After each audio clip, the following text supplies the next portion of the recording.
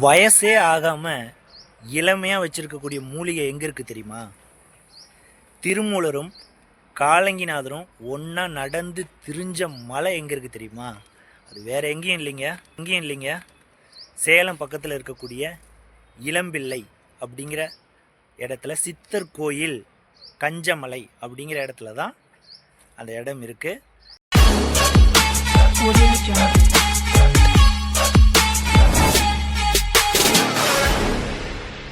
இப்போ நான் அப்படி தூக்கி போட்ட தான் முக்கியமாக இதை வந்தால் செய்யுங்க கண்டிப்பாக. நம்ம அங்கே என்னென்ன வீடியோஸில் பின்னாடி வரும் அதை பாருங்கள். ஃபர்ஸ்ட் ஆஃப் ஆல் வந்து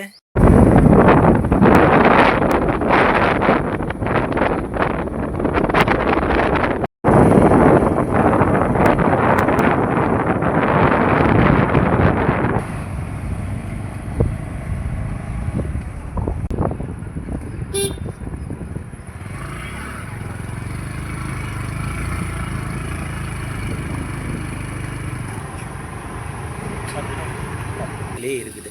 இந்த வெற்றி விநாயகருடைய கிரக காம்பினேஷன் வந்து பார்த்திங்கன்னா செவ்வாயும் கேதுவும் யாருக்கெல்லாம் ஜாதகத்தில் ஒன்றா அவங்களுக்கு என்ன ப்ராப்ளம் வரும்னா, செவ்வாய்ங்கிறது வீடு, பெண்களுக்கு கணவன் ப்ளஸ் வந்து பங்காளி, ஓகேங்களா. அடுத்து வந்து செவ்வாய் வந்து பார்த்திங்கன்னா வண்டி வாகனங்களை குறிக்கும். கேதுவும் செவ்வாயும் இணைஞ்சிருந்ததுன்னா வீட்டு பத்திரத்தை கொண்டு போய் அடகு வைக்கிறது, ப்ளஸ் வந்து பார்த்திங்கன்னா வீடு வந்து கட்டி பாதியில் நிற்கிறது, ப்ளஸ் வந்து பார்த்திங்கன்னா செவ்வாயும் கேதுவும் இணைவு இருக்கும்போது பங்காளிங்களுக்கு கூட சொத்து தகராறு வர்றது, இந்த மாதிரியான ப்ராப்ளங்கள்லாம் வந்து அதிகமாக வரும் செவ்வாய் கேது இணைவு உங்கள் ஜாதகத்தில் இருந்ததுன்னா. அப்போ நீங்கள் வந்து பார்த்திங்கன்னா இந்த வெற்றி விநாயகரை வந்து ஒரு 5 நாளைக்கு வந்து செவ்வாய்க்கிழமை 9 தடவை சுற்றி வழிபட்டுட்டு போனீங்கன்னா உங்களுக்கு அந்த செவ்வாய் கேதுவால் நடக்கக்கூடிய நெகட்டிவான விஷயங்கள் குறையும்.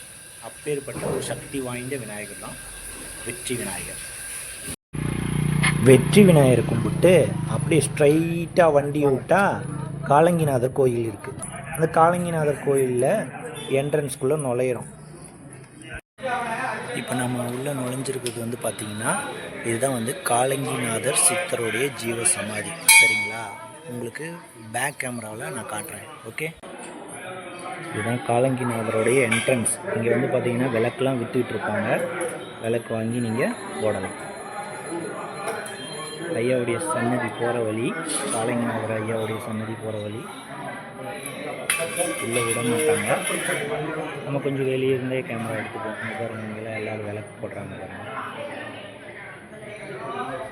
அந்த தீர்த்தம் பார்ட்னர்ஸ் உப்பு மிளகு வெல்லம் இதை கலந்து தான் கொடுப்பாங்க. அப்படியே இப்படி திருமணிங்கன்னு வச்சுங்க, பாருங்கள்.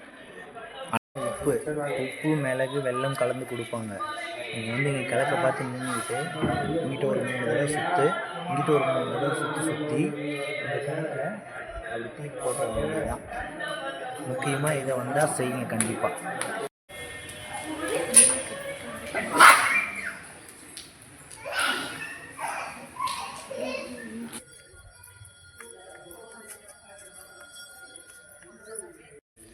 பார்ட்னர்ஸ் இப்போ பின்னாடி பார்க்குறீங்களே, இது வந்து பார்த்திங்கன்னா பாப்பாத்தி அம்மன் கோயில் அப்படின்னு சொல்லுவாங்க.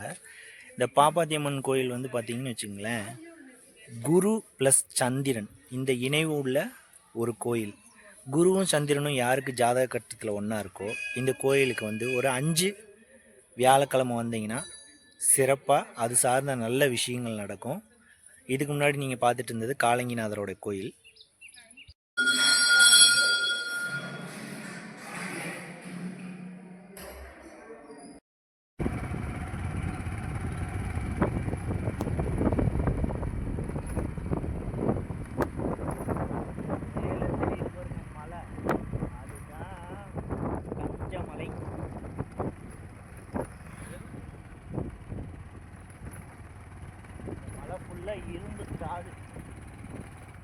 இரும்பு தாது வெட்டி எடுக்கிறாங்க அந்த மலை ஃபுல்லாக. இந்த மலையில் தான் வந்து பார்த்திங்கன்னா காலங்கிநாதரும் அவருடைய குரு திருமூலரும் வாழ்ந்துருக்காங்க. அதை பற்றி நம்ம பேசுவோம் வாங்க.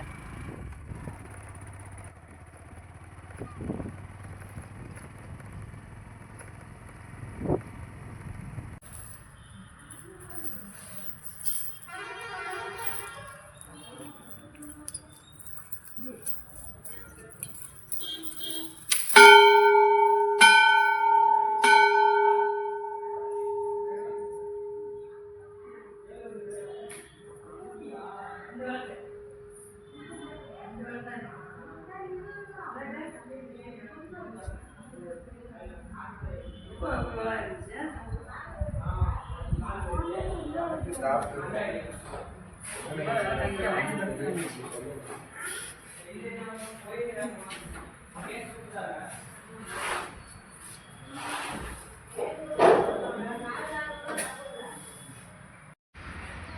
மலையில் வந்து பார்த்திங்கன்னா திருமூலர் சித்தரும் காலங்கிநாத சித்தரும் ஒன்றா வாழ்ந்திருக்காங்க.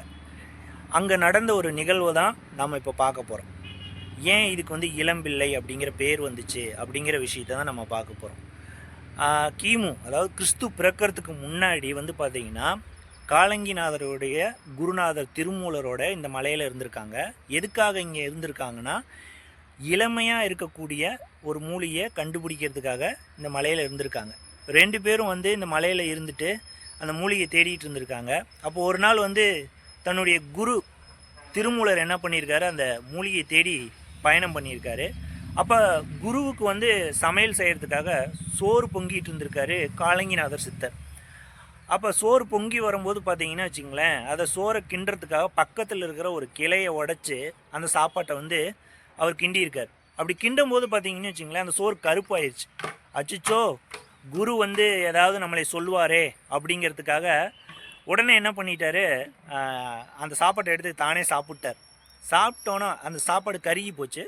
சாப்பிட்டோன்னா கொஞ்ச நேரம் கழித்து திருமூலர் குரு வந்திருக்கார் அந்த இடத்துக்கு. அந்த இடத்துக்கு வந்தோன்னு பார்த்தீங்கன்னா அப்போ காலங்கிநாதர் சித்தரையே பார்த்து, தம்பி இந்த இடத்துல வந்து ஒரு வயதான தோற்றத்தில் என்னுடைய சீடன் காலங்கி இருந்தானே, எங்கே போயிட்டான் அப்படின்னு திருமூலர் கேட்கும்போது, குருநாதர் நான் தான் காலங்கிநாதர் அப்படின்னு சொன்னோன்னா, எப்பட்றா இப்படி இளமையாக மாறின நீயே அப்படின்னு சொல்லி கேட்கும்போது, இப்படி நான் உங்களுக்கு சாப்பாடு செஞ்சுட்டு இருந்தேன், இப்படி கருகிருச்சு, நீங்கள் வந்தால் திட்டுவீங்கன்னு வேற ஒரு சாப்பாடை செஞ்சுட்டு நான் வந்து அந்த சாப்பாட்டை சாப்பிட்டேன் அப்படின்னோன்னு உடனே செல்லமாக கோச்சிக்கிட்டு திருமூலர் என்ன பண்ணுறாரு, அதை வாந்தி எடுக்க சொல்கிறார்.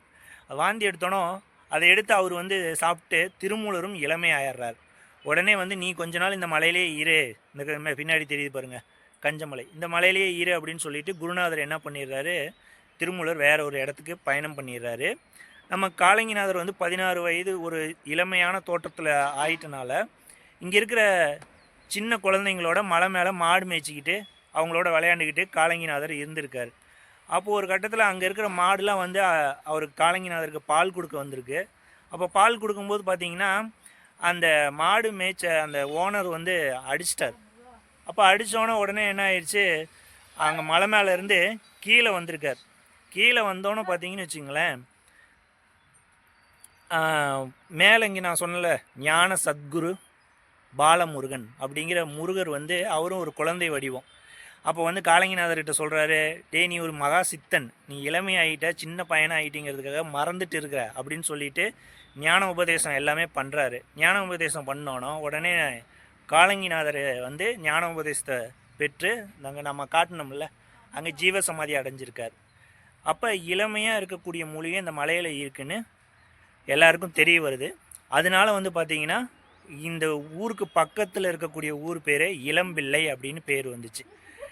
சொன்ன மாதிரி இந்த கோயிலில் என்னென்ன விசேஷம்னா, செவ்வாய்க்கேது இணை உள்ள வெற்றி விநாயகர் இருக்கார், செவ்வாய்க்கேது குரு இணை உள்ள ஞான சத்குரு பாலமுருகன் இருக்கார், சனி புதன் இணை உள்ள காலங்கிநாதருடைய ஜீவசமாதி இருக்குது.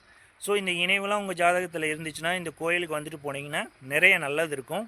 எனக்கும் சில அனுபவங்கள் என்னென்னா, இங்கே வந்து விளக்கு போட்டுட்டு போன பிற்பாடு நிறைய ப்ராப்ளங்கள் இருந்துச்சு. அந்த ப்ராப்ளங்கள்லாம் வந்து தாமரை இலை தண்ணீர் போல், அதாவது சூரியனை கண்ட பனி போல் விலகி போனதெல்லாம் நான் பார்த்துருக்கேன். அதனால் முடிஞ்சால் சேலம் வந்துடுங்க, சேலத்துலேருந்து இளம்பிள்ளை வந்துடுங்க. இளம்பிள்ளையில் சித்தர் கோயில் எங்கேன்னு கேளுங்க, காலங்கிநாதர் கோயிலுக்கு வந்து நீங்கள் தரிசனம் பண்ணிட்டு போங்க. சிறப்பாக உங்கள் வாழ்க்கை மாறும் அப்படிங்கிறது நிதர்சனமான உண்மை. ஓகே பார்ட்னர்ஸ், அடுத்த ஒரு வீடியோவில் அடுத்த ஒரு கோயிலை பற்றி நம்ம பார்ப்போம். அது வரைக்கும் உங்களிடமிருந்து விடைபெறுவது உங்கள் ஆதித்யா.